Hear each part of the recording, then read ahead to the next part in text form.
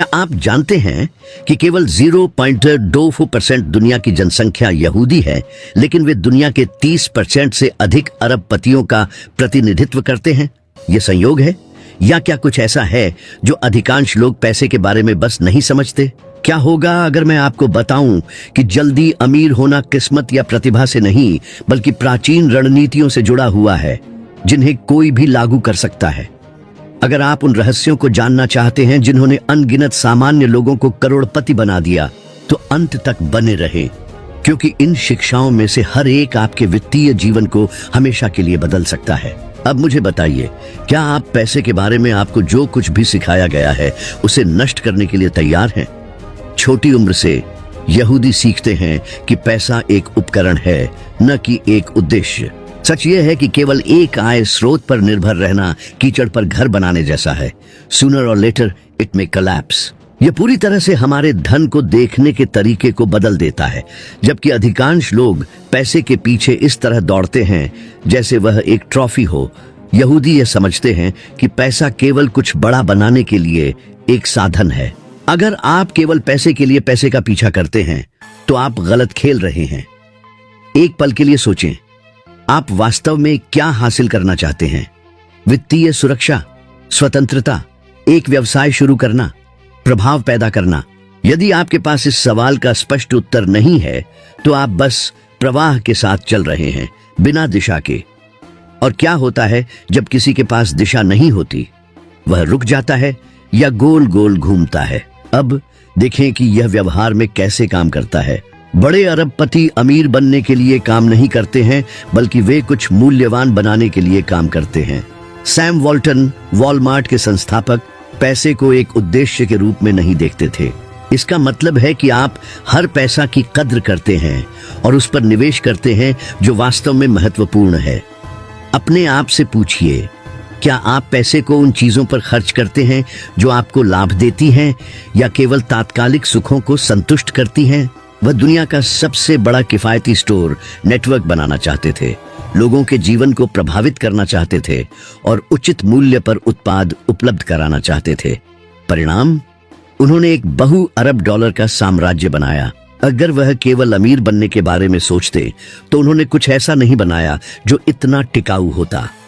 एक और मौलिक विचार जिसे यहूदी शुरू से समझते हैं वह है बुद्धिमान मितव्ययिता। और यहीं पर सबसे महत्वपूर्ण शिक्षा आती है। ये मायने नहीं रखता कि आप कितना कमाते हैं, ये मायने रखता है कि आप अपने पैसे का उपयोग कैसे करते हैं। अगर आप जल्दी अमीर होना चाहते हैं तो आपको अपनी मानसिकता बदलनी होगी। यह एक मिथक है कि अमीर लोग पैसे को उड़ा देते हैं, लेकिन असलियत ठीक इसके विपरीत है। क्या आप जानते थे कि वॉरेन बफेट, जो दुनिया के सबसे अमीर लोगों में से एक हैं, अभी भी उसी घर में रहते हैं जिसे उन्होंने 1978 में खरीदा था? वह कहीं भी रह सकते थे, लेकिन वह समझते हैं कि पैसे का सही तरीके से उपयोग करना चाहिए। मितव्ययी होना इसका मतलब यह नहीं है कि आप कंजूस हैं या अच्छे चीजों से वंचित रहते हैं। कितनी बार आपने किसी चीज को सिर्फ लालच में आकर खरीदा और फिर पछताया? अब सोचिए, अगर वह पैसा किसी ऐसे संपत्ति में निवेश किया जाता जो आय उत्पन्न कर सकता था, तो क्या होता? यह वह अंतर है जो अमीर बनने वालों और हमेशा कर्ज में डूबे रहने वालों के बीच है। सच यह है कि यहूदी पैसे को समझदारी और रणनीतिक तरीके से संभालना सीखते हैं, न कि भावनात्मक रूप से। और यही हमें एक महत्वपूर्ण सवाल पर लाता है, आप पैसे को कैसे देखते हैं? क्या वह आपका मित्र है या आपका दुश्मन? क्योंकि अगर आप पैसे को नकारात्मक रूप में देखते हैं तो आप अवचेतन रूप से उसे अपनी जिंदगी से दूर करेंगे। पैसे को समस्या के रूप में देखना बंद करें और इसे एक उपकरण के रूप में देखना शुरू करें। रणनीतिक बने, एक स्पष्ट उद्देश्य रखें और अपने संसाधनों का प्रबंधन करना सीखें, जैसे बड़े करोड़पति करते हैं। यह वह अंतर है जो उन लोगों के बीच है जो पूरी जिंदगी पैसे से जूझते हैं और जो वित्तीय स्वतंत्रता प्राप्त करते हैं। राज निरंतरता में है। अगर आप हर महीने अपनी सैलरी का सिर्फ 10% अलग करके उसे ऐसे संपत्तियों में निवेश करते हैं जो रिटर्न देती हैं, तो सालों के दौरान यह पैसा ऐसी तरीकों से बढ़ेगा जिसकी आप कल्पना भी नहीं कर सकते। अगर आप केवल एक आय स्रोत पर निर्भर हैं तो आप एक अत्यधिक कमजोर स्थिति में हैं।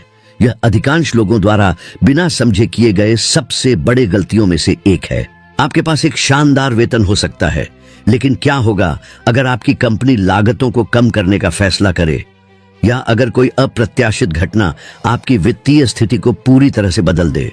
यहूदियों को यह जल्दी समझ में आ जाता है और इसलिए वे हमेशा अपनी आय के स्रोतों को विविध बनाने की कोशिश करते हैं। अब मेरे साथ सोचिए, आपके पास आज पैसे कमाने के कितने तरीके हैं?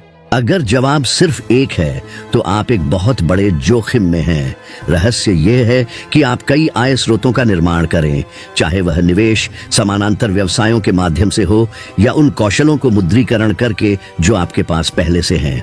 आइए एक वास्तविक उदाहरण लें। जेफ बेजोस दुनिया के सबसे अमीर लोगों में से एक नहीं बने क्योंकि उनके पास एक अच्छी नौकरी थी। उन्होंने अमेज़न की शुरुआत एक छोटे समानांतर व्यवसाय के रूप में की जो इंटरनेट पर किताबें बेचता था। समय के साथ उन्होंने इसे बढ़ाया और इस परियोजना को एक वैश्विक साम्राज्य में बदल दिया।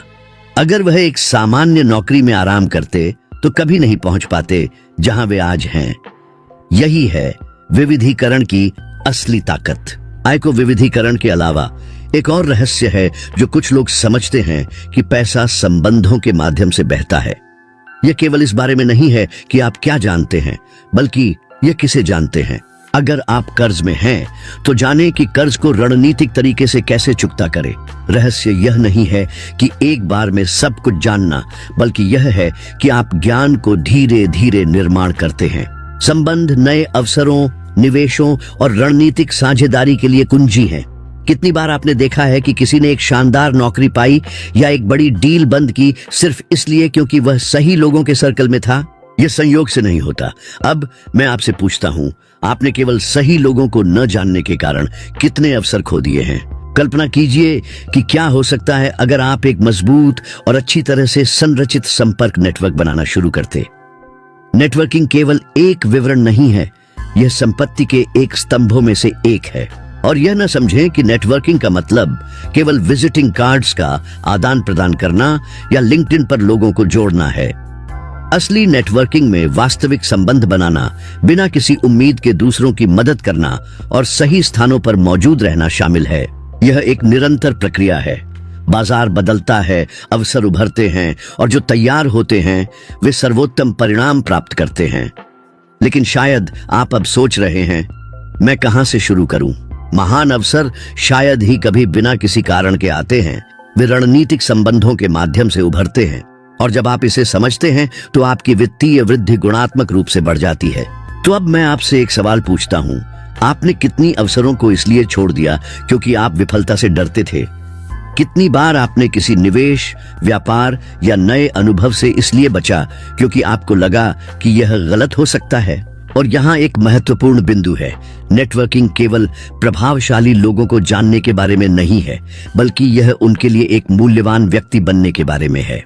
रे डालियो, ब्रिजवाटर एसोसिएट्स के संस्थापक, ने छोटी राशियों में निवेश करके दुनिया के सबसे बड़े निवेश फंडों में से एक बनाया। अगर उन्होंने केवल पैसा बचाया होता और उसे निवेश नहीं किया होता तो वह कभी भी वहां नहीं पहुंच पाते। अपने आप से पूछें, आप अपने आसपास के लोगों के लिए कैसे मूल्य जोड़ सकते हैं? आप कैसे मदद कर सकते हैं, योगदान कर सकते हैं और प्रामाणिक संबंध बना सकते हैं? जब आप ऐसा करते हैं तो अवसर स्वाभाविक रूप से उभरने लगते हैं। लेकिन शायद अब आप सोच रहे हैं, यह बहुत मुश्किल है, मैं किसी प्रभावशाली व्यक्ति को नहीं जानता। और यही वह जगह है जहां बहुत लोग खुद को हतोत्साहित करते हैं। आपको पहले से शीर्ष पर होने की आवश्यकता नहीं है ताकि आप एक अच्छा नेटवर्क बना सकें। आप अभी शुरुआत कर सकते हैं जहां आप हैं, पहले से जिन लोगों को आप जानते हैं उनके साथ। घटनाओं में, समूहों में, व्यवसायियों की बैठकों में भाग लें, उन स्थानों पर मौजूद रहें जहां सफल लोग होते हैं। सीखने के लिए सुनने की कला सीखें, ज्ञान ग्रहण करें और खुद को एक ऐसे व्यक्ति के रूप में दिखाएं जो बढ़ने के लिए इच्छुक है। और अगर आप इन रणनीतियों की ताकत के बारे में अभी भी आश्वस्त नहीं हैं, तो मार्क जुकरबर्ग का उदाहरण देखें। फेसबुक इस वजह से नहीं आया क्योंकि उनके पास एक शानदार विचार था, अकेले। और यह केवल तभी संभव है जब आप निवेश करना और अपने संसाधनों को बढ़ाना सीखते हैं।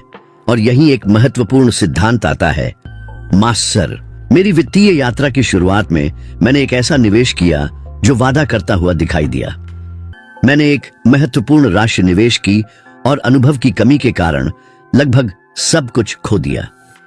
यह एक बड़ा झटका था, लेकिन मुझे हतोत्साहित होने के बजाय मैंने यह समझने का निर्णय लिया कि मैंने कहां गलती की। वह समान रूप से महत्वाकांक्षी लोगों से घिरा हुआ था, जिनकी क्षमताएं एक दूसरे को पूरा करती थीं। यह संपर्कों का नेटवर्क था जिसने प्लेटफॉर्म की वृद्धि को संभव बनाया। यह साबित करता है कि संपत्ति अकेले नहीं बनती, बल्कि सही सहयोग और समर्थन से बनती है। तो अब मैं आपसे पूछता हूं, कितनी अवसरें अनदेखी हो गईं क्योंकि आप किस्मत के दरवाजे पर दस्तक देने का इंतजार कर रहे थे। अब हम एक सामान्य गलती के बारे में बात करें।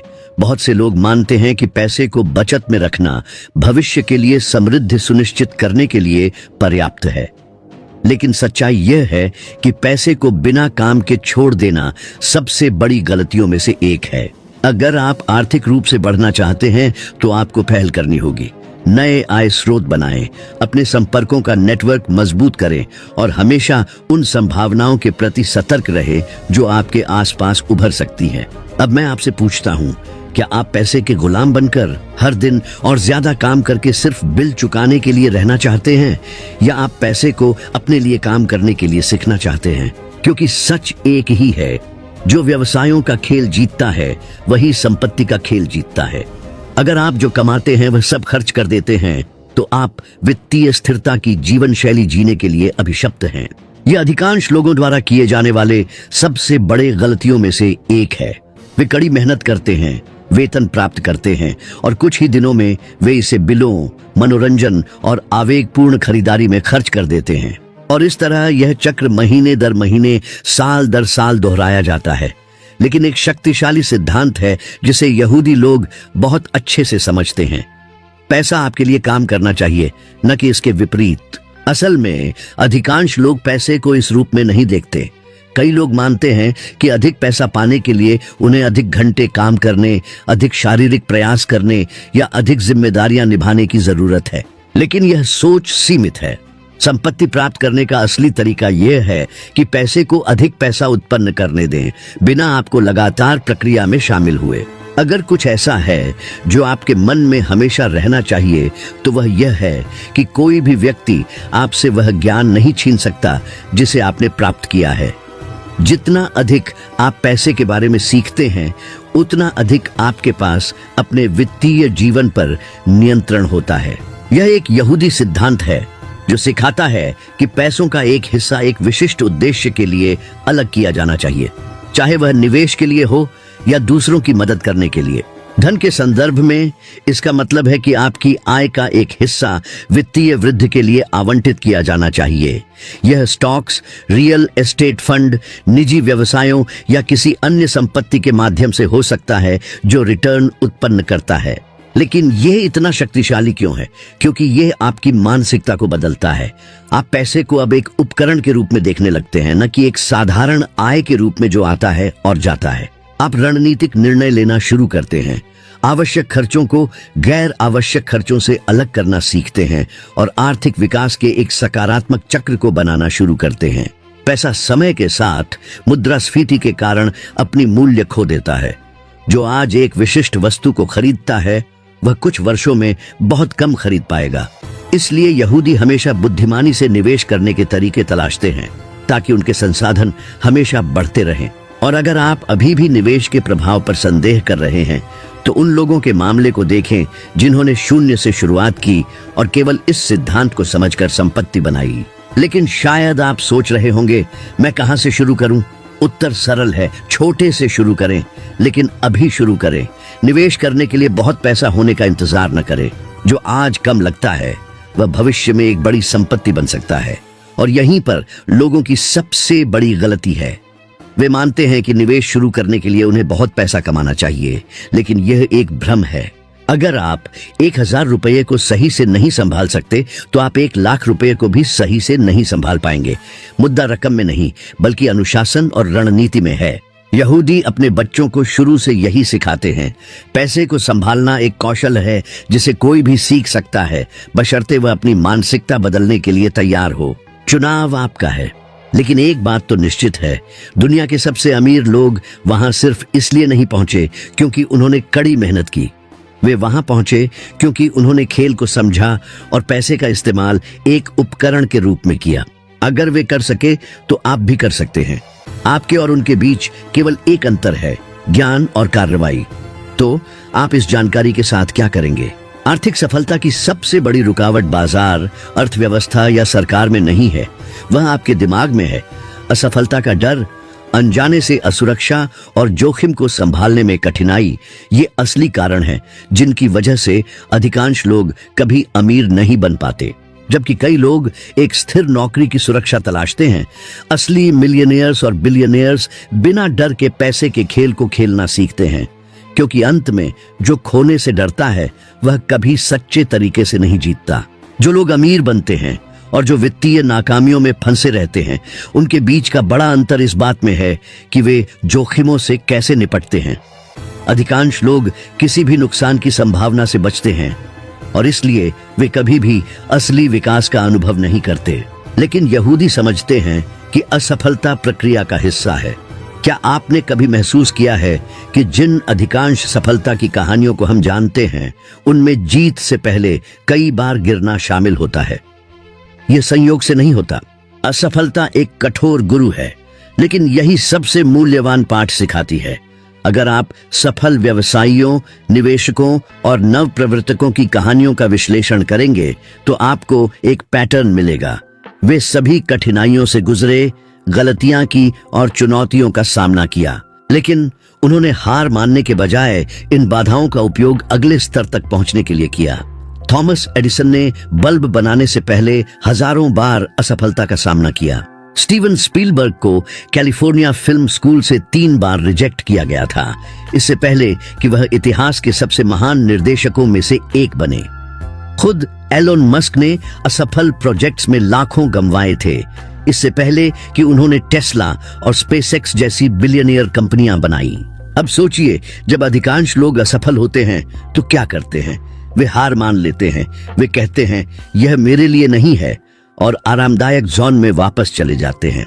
लेकिन यहाँ है राज, असफलता सफलता का विपरीत नहीं है, यह प्रक्रिया का हिस्सा है। जो लोग अमीर बनते हैं और जो वहीं रुक जाते हैं, उनके बीच का अंतर इस बात में है कि वे हार को कैसे देखते हैं।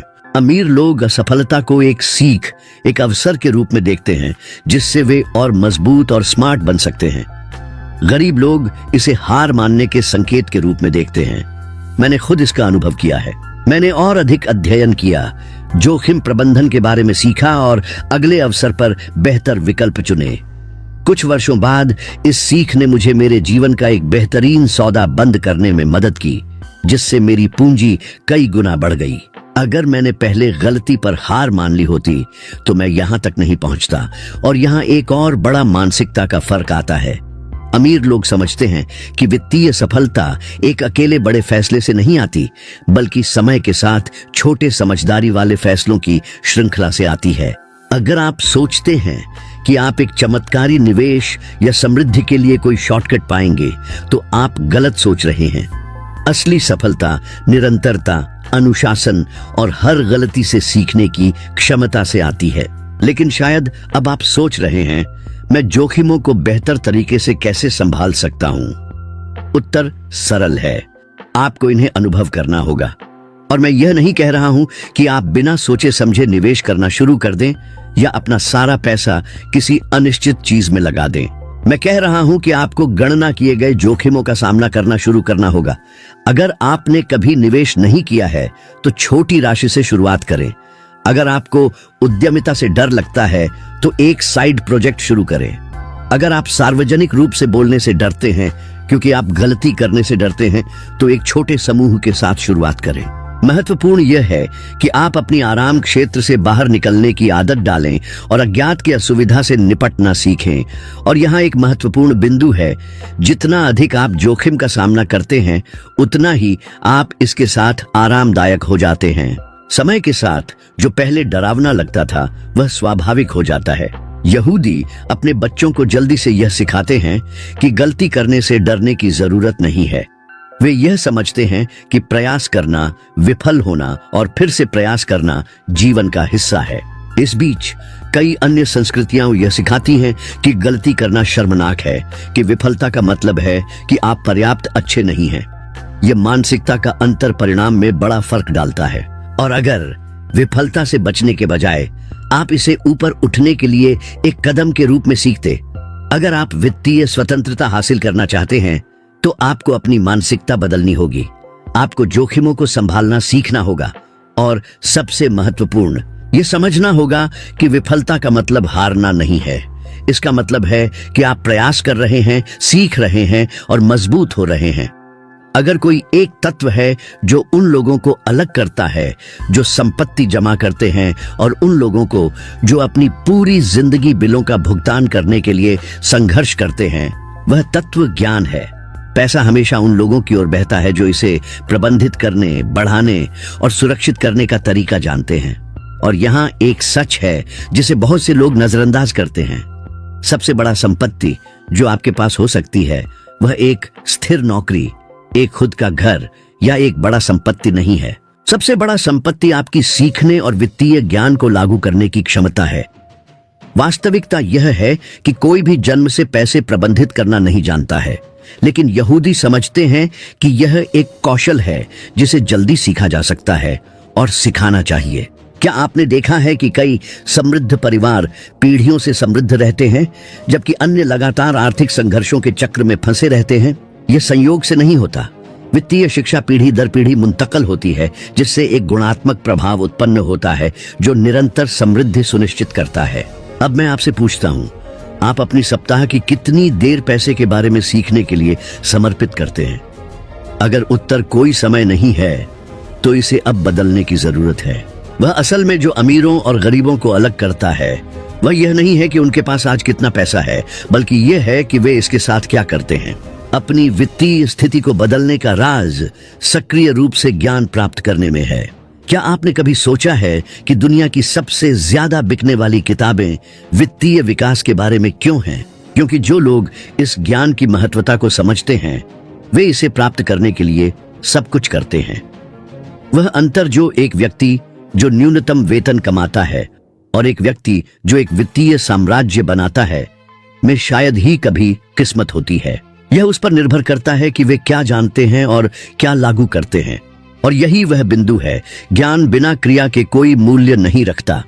सिर्फ वित्त के बारे में पढ़ना, निवेशों के बारे में वीडियो देखना या धन के प्रभावशाली लोगों का पालन करना काफी नहीं है। हमें हर एक सिखावन को लागू करना चाहिए, रणनीतियों का परीक्षण करना चाहिए और परिणामों के आधार पर अपनी वित्तीय आदतों को समायोजित करना चाहिए। पैसे के बारे में सीखना ऐसा नहीं है जो आप एक बार जीवन में करें और बस। उत्तर सरल है, बुनियादी बातें से शुरू करें। अगर आपके पास अभी तक एक वित्तीय बजट नहीं है तो एक बनाएं। अगर आपने कभी निवेश नहीं किया है तो साधारण निवेश के बारे में सीखें, जैसे स्थिर आय या इंडेक्स फंड। सबसे महत्वपूर्ण बात यह है कि आप पहला कदम उठाएं और पैसे के बारे में हमेशा और अधिक सीखने की आदत बनाएं। और एक और बात है जो बहुत कम लोग कहते हैं, अगर आप यह सुनिश्चित करना चाहते हैं कि आपका परिवार कभी वित्तीय कठिनाई से न गुजरे तो आपको अपने बच्चों को छोटे से ही सिखाना होगा। यह कोई फायदा नहीं है कि आप संपत्ति जमा करें अगर अगली पीढ़ी को उसे बनाए रखने का तरीका नहीं पता है। इसलिए यहूदियों के लिए यह जरूरी है कि वे अपने बच्चों को पैसे से संबंधित ज्ञान बहुत छोटी उम्र से ही सिखाएं। वे निवेश, उद्यमिता और वित्तीय निर्णय लेने की महत्वता को जानते हैं इससे पहले कि वे वयस्क जीवन में प्रवेश करें। और परिणाम, परिवार जो पीढ़ी दर पीढ़ी समृद्ध रहते हैं। यह कोई फर्क नहीं पड़ता कि आपकी उम्र क्या है, आपकी स्थिति क्या है या आपका पेशा क्या है। वित्तीय शिक्षा एक ऐसा ज्ञान है जो किसी भी जीवन को किसी भी समय बदल सकता है। लेकिन इसके लाभ प्राप्त करने का एकमात्र तरीका यह है कि आप सीखने और उसे लागू करने का निर्णय लें। तो अब आप क्या करने जा रहे हैं? या आप इस ज्ञान को नकारते हुए स्वचालित रूप से जीवन जीना जारी रखेंगे, या आप अपनी वित्तीय भविष्य का नियंत्रण लेंगे? निर्णय आपके हाथों में है और कार्रवाई का समय अब है। और अगर आप यहां तक पहुंचे हैं तो इसका मतलब है कि आप इस विकास के प्रति प्रतिबद्ध हैं। लेकिन अभी भी बहुत कुछ है जो खोजना बाकी है और मैं आपको और आगे ले जाना चाहता हूं। अगले वीडियो में जो अभी स्क्रीन पर आ रहा है, आप अपनी वित्तीय स्वतंत्रता के रास्ते पर एक और कदम बढ़ाएंगे और अब से 1% बेहतर बन जाएंगे। तो अभी क्लिक करें और इस यात्रा को जारी रखें। मैं वहां आपका इंतजार कर रहा